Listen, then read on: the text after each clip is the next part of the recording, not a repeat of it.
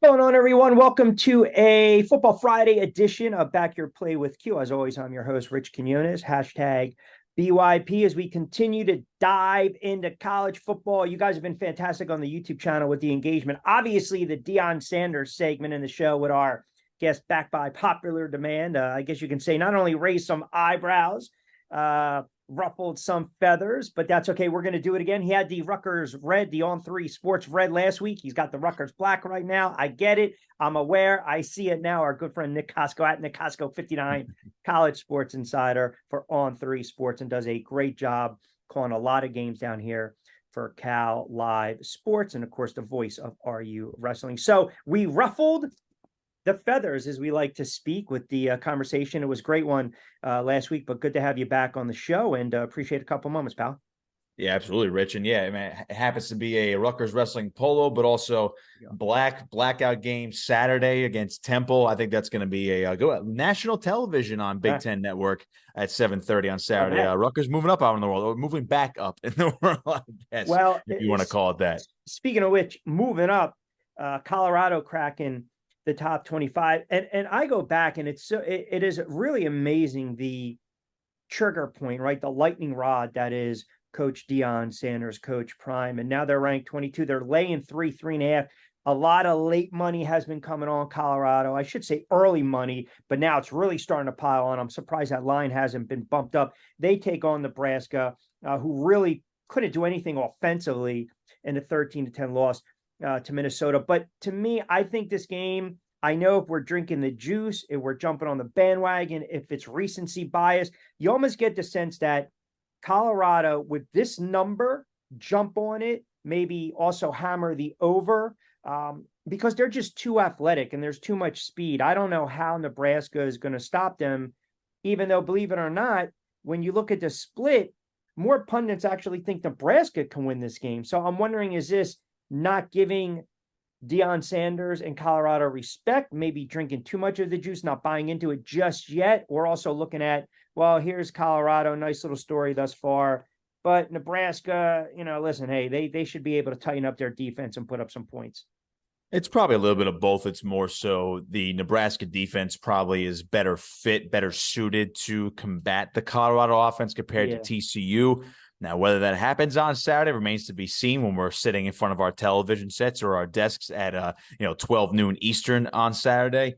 Now, do I think Nebraska has a better defense maybe on paper than TCU? Yeah, I would say that without getting into too many specifics or getting into the nitty-gritty of the film review, I would say. But Nebraska did blow that game essentially against Minnesota. They gave up 10 points in that fourth quarter, losing 13-10. The defense slowed down that Minnesota offense, which depending upon what system they're going to use under PJ Fleck and his staff over the last few years. I mean, generally, that's an offense that can score a lot of points, but also can really wear down a defense because of a strong running game. And Nebraska just kind of let it get away from them in that fourth quarter. But other than that, Nebraska shot themselves in the foot the entire time. New quarterback Jeff Sims threw 3 interceptions in that game. I believe there was another fumble as well. So 4 total turnovers and only 10 points. That's not going to happen every week, but it's also a recipe for disaster. And then hence why they probably lost that game to the Gophers. Otherwise, we're talking about maybe not a ranked Nebraska team, but a much better matchup, one that says, okay, everyone's going to be more so on Nebraska saying, oh, Colorado's ranked, but watch out for Nebraska. I think people are on Colorado, but they're also saying, you know what, half of them are saying this is going to, we're going to get on the hype train for Deion, but also the other half are saying, well, Nebraska is better than people are giving them credit for, and it was just one game for Colorado. But again, this is in Boulder, so advantage Colorado. The offense is great based on what we saw in one week. The skill position players and the talent level, I would say, is in favor of Colorado. But this, to me, is a different matchup when you look at Colorado's offense compared to Nebraska's defense, and then based on what we saw from week 1 for both these teams as well. Yeah, you mentioned Sims, 11 of 19, a buck 14, 3 picks. Now, he did it with his legs. I think 10 plus carries for 91 yards. But again, game plan, let me shut him in. Let me force him to get in third and long and throw the ball. And then conversely, here's a number I was just shocked. Colorado, they averaged about 2.9 on the ground. So they were really backed in a hole against TCU with these consistently second and long, third and long, right? You want to try to get manageable down and distance. Let me pick up 3-4 yards on first down. I can be creative on 2nd and 5, 3rd and 6. But when you look at their passing yards, they were averaging about 11 to 12 yards per pass play. Their third down conversion rate was unbelievable. It was 71%. Right. So, that alone tells me, all right, it might not be the same case against Nebraska, but you got to give them credit for converting the third down. Now, maybe I am jumping on the hype train. I just think that the fans, the frenzy, the home opener, I think they'll be able to move the ball against Nebraska. We've seen Colorado's weapons. There's a reason this line is kind of sitting where it's at. We steer clear of the half a point at home. You got the hook, right? We always talk about that. And it's close too. Yeah. Who do you like in this game? I do like Colorado. I mean, if I'm going to like Colorado since last December, I'm going to like Colorado right here in September of 2023. So I do like Colorado in this game. I mean, obviously, if I like them, I like the points, I like them to win outright, of course. What you mentioned the prowess of their offense and what they did against TCU and maybe not doing the exact same things against Nebraska. Now, if they do, then I think we have to start rewriting the book on Colorado this year and saying, well, I mean, TCU and Nebraska, maybe not great teams, but if Colorado could do that against two different styles of teams 2 weeks in a row, then it's like, okay, how good can this team actually be when you start comparing them to the top teams of the Pac-12? But you mentioned the run game and how they were below 3 yards a carry last week against TCU. And now, again, they win a 45-42 shootout. Generally, there's probably going to be a lot more passing from Colorado, but Dylan Edwards, he made all of his plays happen. The freshman running back made all his plays happen in the receiving game. That's right. Catching out of the backfield, making guys miss, and going down for long touchdowns. I don't have the number off the top of my head, but I don't think he had a good yards per carry himself as an individual when he ran the football last week. And now I think Nebraska would have a much better time at stopping the run. So if Colorado is going to play a similar style type of game as they did last week, they could still win. They could probably pick apart Nebraska's secondary. I think Shedeur Sanders has the ability to do that. You obviously have if Travis Hunter can play at that level again, or even close to that level again this weekend, then I think Nebraska is in a world of trouble. But I think if you're Colorado, you still have to be able to establish the run, to play an old school mentality on it. I think Dylan Edwards has to be one of your featured ball carriers in addition to the other guys they have. You have to be able to run the football and control the clock against Nebraska because they are going to play a different style of football. And I think Matt Rule said it the other day this week when he's talking about the lead up to this game. He said, we're going to have to Big Ten the heck out of them, essentially, which is a lot of defense, a lot of run game. We're going to slow down their aerial assault. So, but if Colorado can play their game and force Nebraska into their game, then I think Colorado's going to run away with this. But otherwise, I think we're going to see a much closer game. Again, it was a close game last year, but I think we're going to see a closer game from the perspective of this is going to be much more physical. It's going to be a little bit more low scoring this week. But again, I still like Colorado. They are at home, sold out crowd. And I think Rich, Colorado's actually on pace for the first time ever. They've never sold out every single game at home in a single season ever. And I think they're on pace to do that. So I like the energy right now in Boulder. And I'll roll with Colorado over Nebraska. Yeah, you mentioned Edwards, 5 balls caught for 135, 3 touchdowns, had the 75-yarder. His longest run of the day was 8 yards. So he sat right on 4 yards, a tote, 6 carries. They ran 34 times for 55 yards, right around 1.6, right? Not going to get it done. But also, too, I'm wondering how much of, playing both sides, offense, defense, how much do you think, especially when you look at a kid like Hunter, right? These kids played a substantial amount of snaps. I mean, the conditioning, it was all there. As the season wears on, do you think he can keep, or do you think Coach Sanders will allow this type of pace to continue for these kids, or this is who they are going forward? I think he's absolutely going to allow it. Now, whether he can do it is another story. Now, again, there's only one Dion, right? There's only Dion could really do that. To the extent that Hunter played both ways against TCU, and again, the number escapes me, but it was well over 100 snaps. Playing both ways. You're playing elite shutdown corner defense. You're catching over 100 yards. I think off like 10 or 11 catches against TCU. So 11, you were the featured target on offense, and then you were the MVP on defense with your ridiculously athletic interception, making a couple tackles out there as well. So he's at the top of everyone's Heisman board. Now, can that pace keep up? Now, I have to be in that wait and see approach to see if he can actually do it over the course of a 12-game season and potentially a bowl game if they actually got there. I can't believe we're already talking about this already, but can he do it? Can he do it this weekend? I think he's more likely to do it this weekend than he is week 9 against whoever they play off the top of my head.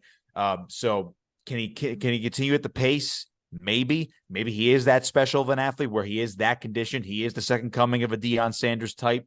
Maybe so, because I think, obviously Deion, he doesn't hype these guys up for no reason. We know that he's not embellishing when he talks about the players he has or the special players he has. So do I think the usage is going to go down throughout the season? Because, again, it is football. It's a long season, even in college. And you only play 12 games compared to 17 for the NFL, but still a long season.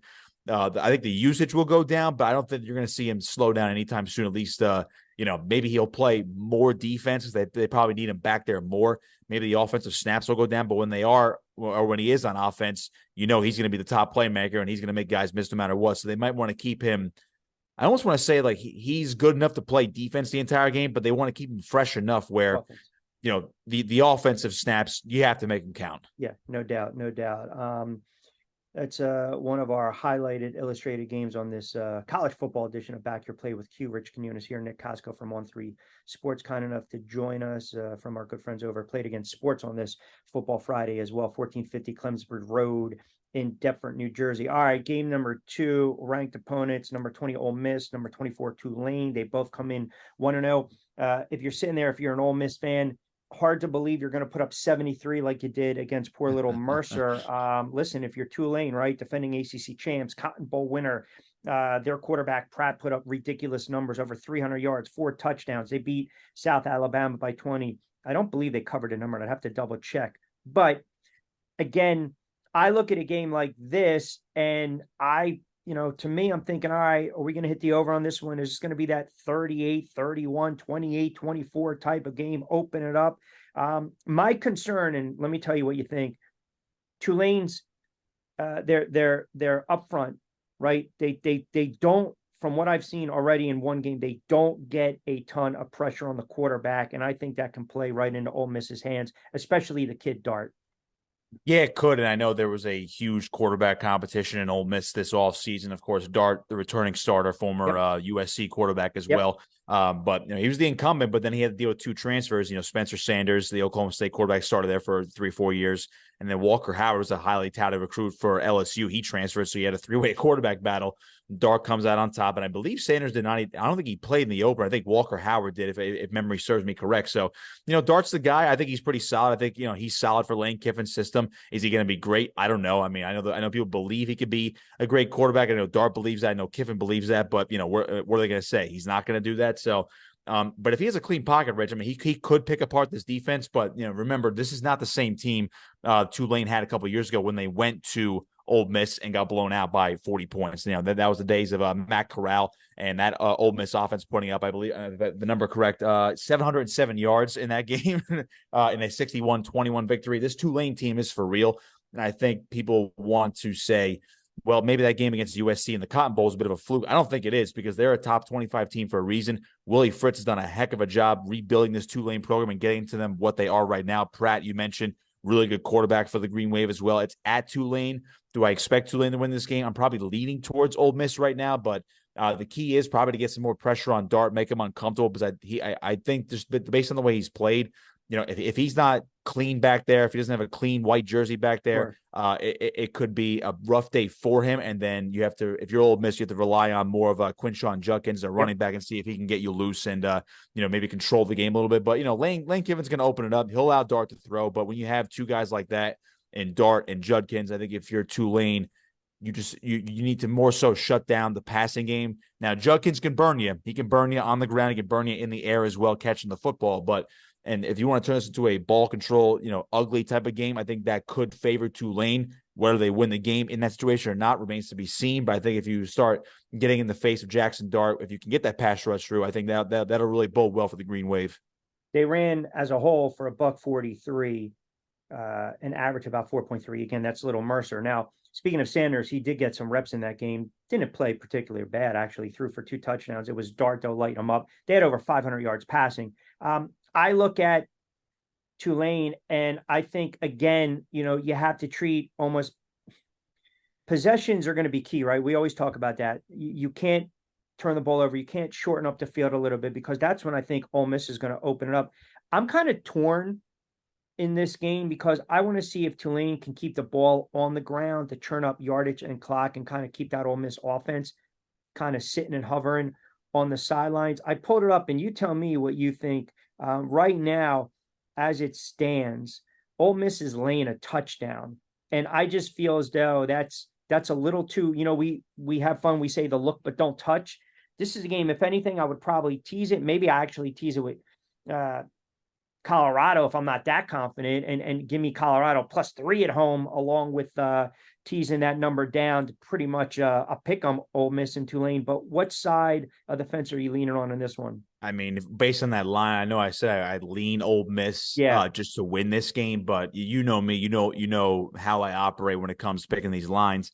If you're a road favorite, I generally try to stay away unless I'm very confident. Yeah. But a touchdown favorite against this team now, again, this could very well be. I mean, again, we know this is basically 50-50. So this could literally happen or it can't happen. So I'm not really saying anything groundbreaking here, but this could be a game where everyone says it's going to be tight. Then Ole Miss says, we actually are better than everyone is giving us credit for as a top 20 team. We'll beat this team by 17 points. Yeah. I don't think that's going to happen. I do think Tulane being at home, they have a little bit more something to play for this year. They're out to say, we beat USC last year, and forget the non-conference opener. We may be a group of 5 team, but we're here to stay. We're actually going to stay in the top 25, move up a little bit, and put some more respect on the group of 5 schools here, and then really be a player down the line when the playoff expands next year. So if I'm going to just pick from a pure betting perspective, I would take Tulane here +7.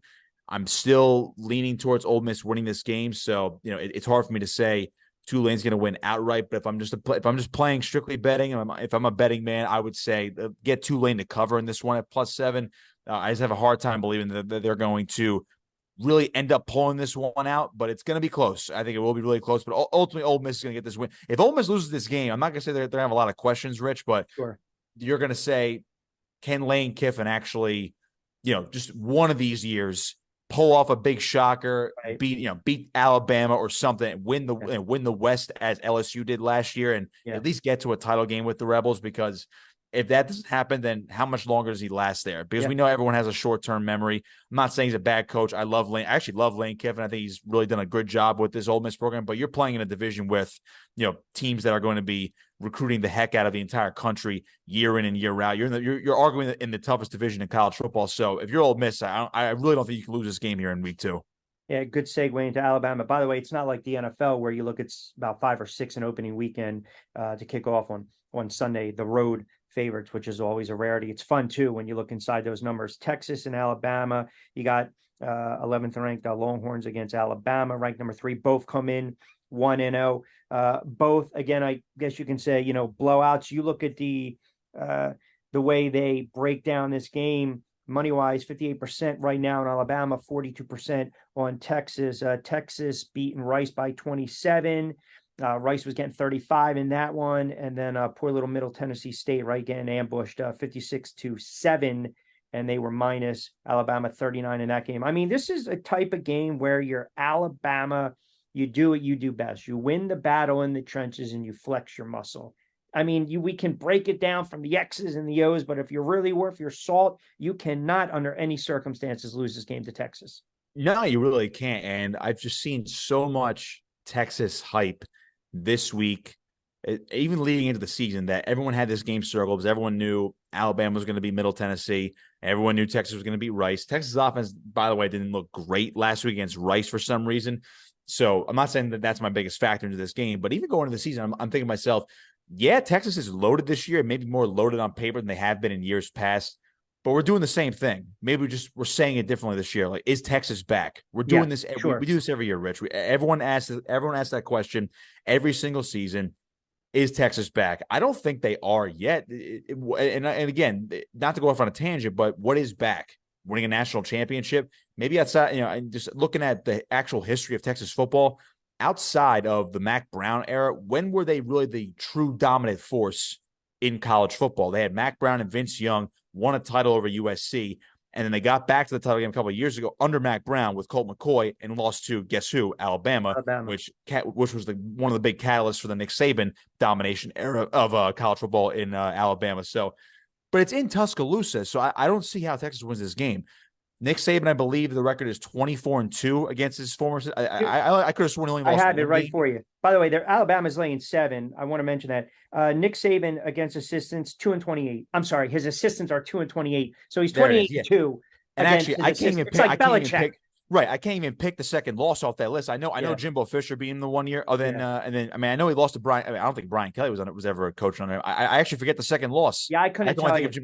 I can't think of off the top of my head. I know Jimbo Fisher beat him the other year with Texas A&M. Other than that, Nick Saban doesn't lose to guys that used to work for him because he knows how they operate. The former assistants can know how Nick Saban operates. That doesn't mean you're going to beat Nick Saban. You're not going to beat the king every year or basically ever. So, last year was the time Texas should have beaten Alabama. If Quinn Ewers is healthy in that game, does Texas beat Bryce Young, Alabama, and Nick Saban in Austin, Texas? Maybe. It was very close last year. This year in Tuscaloosa, I know Texas has the advantage at quarterback with Quinn Ewers compared to Jalen Milroe for Alabama. But Jalen Milroe, he's no slouch either. This guy can throw. This guy can run. He's got a cannon for an arm. Alabama's going back to the days where they didn't have the Jalen Hurts, the Tua Tagovailoas, the Mac Jones, the Bryce Youngs. They had that string of 4 quarterbacks in a row where you're like, wow, Alabama's a quarterback factory now. Yeah. But before that, they had Heisman Trophy winners in the backfield, namely Mark Ingram. They had Derrick Henry. They had guys like that. Now, I'm not saying they have a Heisman winner in the backfield right now, but they're going to go back to old school, run the football, and stifle you with that suffocating defense. If Texas pulls this off, Rich, I'll eat my crow. But if Alabama's laying 7 right now, just give me Alabama. I honestly, there's people thinking, even in my own company, that think Texas is going to win this game by double digits. I cannot see that happen. I can't see him winning this football game. I actually go to this. When I look at these types of games, I feel as though Alabama is going to blow them out. That to me, Rich, is more of a possibility than it is Texas winning. I think so. I mean, I see a 28-16, a game that's not competitive going into the fourth quarter, and maybe the, by the way, touchdown, not covering, but I can see them at least winning by double digits. I'll throw one out there for 35-17. I'll throw that out there. There you go. Yeah, there you go. I see that. I see that more than Texas pulling off this upset. 100%. And it's not to say Texas is not a good football team. I think Texas it could be a really good football team this year. But again, where we think Alabama, right? It's show me, don't tell me, right? Yeah, prove it to me. Show me on the field, because they haven't done that. Now, is Sarkisian finally the right guy to maybe get him to double-digit wins, win the Big 12 before they go to the SEC? Yeah, I think they really should still be the Big 12 favorites this year. But that doesn't mean you're going to beat Alabama in week 2 in Tuscaloosa. Yeah, it'll be great after when this goes to air, and if Texas wins, we'll get all the Longhorns trolls commenting, and we'll have a little fun with that, right? I mean, I can't wait for it. And again, I will gladly eat it if Texas wins this game. In fact, I wouldn't be sad if Texas wins this game. And I'm not saying this because I'm a Bama fan or a Texas fan or a Texas hater or vice versa. Texas winning this football game is arguably better for the sport in 2023. If you're not an Alabama fan. Well, because it puts everything in flux. Of course it does. Everyone likes chaos. Everyone likes parity. Of course, who doesn't? Unless you're an Alabama fan, everyone's rooting for Texas this week. Yeah. But again, I'm not rooting for anybody, but just so I'm proven right, maybe I'll root for Alabama just to make sure I'm proven right. There he is, Kosko again, stirring the pot, the little shit stirrer right there like last week. All right, the game that you said kind of like, let's, kind of keep this. We have a little change in the piggy bank here. Oregon against Texas Tech. Oregon comes in 1-0. Texas Tech had a tough loss. That was a wild game. I think 2 overtimes, 35-33 against Wyoming. And they're 1-0. You look at this number right now, forget about the line. The total is 69. Now, I don't think Tech is racking up 700 yards of offense. I don't see that happening. Not with Dan Lanning's defense at Oregon, but the reason why I like this game because Oregon does have to go on the road. Yep. Okay, don't forget that. Now, again, this could be a situation where Oregon blows out Texas Tech, but Texas Tech, by the way, 6.5. But Texas Tech has done a good job over recent years, and with what Joey McGuire is doing building that program, and I do like their quarterback, Tyler Show. I love Tyler Show. Don't forget, Tyler Show's a former Oregon quarterback. A little revenge factor right here. I think there's a chance here. I'm not saying upset, but I think this is a game that really should not be overlooked in terms of, well, Oregon's ranked. Texas Tech lost to Wyoming last week on the road, so we're just going to throw this one, out the window. But, I do like what Tyler Show brings to the table. I think knowing what I know, which is, it's not too much, okay, in the grand scheme of things, but this is one of those games where you have to say, watch out for that one. Just, I have a hunch. And that's really all I can say about it. Just, I have a hunch that what Joey McGuire and Tyler Show are going to cook up for this Texas Tech Red Raiders offense, maybe make it a shootout, and we'll have a little Bo Nix versus Tyler Show action. We got an upset special cooking? Possibly. I cannot outright pick this one. Right. It's tough. But if you give me the line right now, maybe I'll be a little bit more encouraged. It's sitting right at 6.5. It'll probably close at 7, right? I mean, think about it. You got the hook anyway, so I'll take but you know me in road favorites. I got you, man. Give me a little Texas Tech right there at home with the points. I'll give you 30 seconds to wax poetic. Eagles open up on the road laying 4 against New England. I'm scared about that, to be honest with you. I think it's going to keep going. I read somewhere that they are the most betted team this week. I could see that line going to 5. No. The most betted team this week is Colorado, my friend. Well, that's besides the point. I meant NFL. Come on, Rich. There's so much money on Colorado, more so than half of these NFL games. No. I'm not saying you're wrong. I'm saying strictly the NFL. I have to appease the fan base that crushed us last week. Well, everyone's joining me on the Colorado hype train. Finally, I've been on this for almost a year now since Deion was hired. Like, give me a break. I think cashing checks in the background. No, of course. Now there happens to be no Colorado gear behind me. New England scares you. Mac Jones stinks. Well. It's Bill Belichick. It's Bill Belichick. He always can cook one up. I don't care. You're talking about talent on the field. The Eagles should put up 28 points easy. You can rake the leaves in the backyard at halftime. Well, the good thing for me, I live in an apartment complex. So there are no leaves to rake when I go back out there. I will say, just using my head here. Yeah. The Eagles should run away with this football game, win 28-10, 34-13 as a fan. And again, I only use my fandom when I'm off the air. As a fan, you're nervous for every game. If you're a true fan, you care. You're nervous for every game. So I'll be Rich, they could play the Arizona Cardinals playing me out there at quarterback, and I'd still be nervous. For 17 weeks with you. Come on, they're going to cover. This is what being a diehard is. We're gonna have another wild ride with me as a fan in 2023. Last year was fun, but it's 2023 now. If they're winning the Super Bowl this year, I'll come back and I'll go full fandom on this show. Nick Kosko at Nick Kosko 59 College Sports for On 3 Sports, voice of RU Wrestling, and of course Cal Live Sports. You got something Friday Night Football, correct? Yes, we do. As we record this on this Friday, 6 p.m. tonight. So in approximately 4.5 hours, Mainland Regional High School hosting Oakcrest, little division matchup right there. It should be a good one. Mainland, one of these big time teams here in South Jersey looking to win a state title this year. Oakcrest will not underestimate them, I would say. They have some pretty good athletes in the field, but you can catch that on Cable Atlantic Live on our YouTube channel right there at Cable Atlantic Live. So should be a good one, but it'll be nice to be back out at the corral tonight for the first mainland home game that we're doing for this season. All right, everyone out there, give those guys a follow. Check out Nick on the call. Follow him on Twitter as well at Nick Kosko 59. All right, my friend, appreciate you jumping on a college football edition of BYP. We'll do it again next week, pal. Appreciate you as always, Q.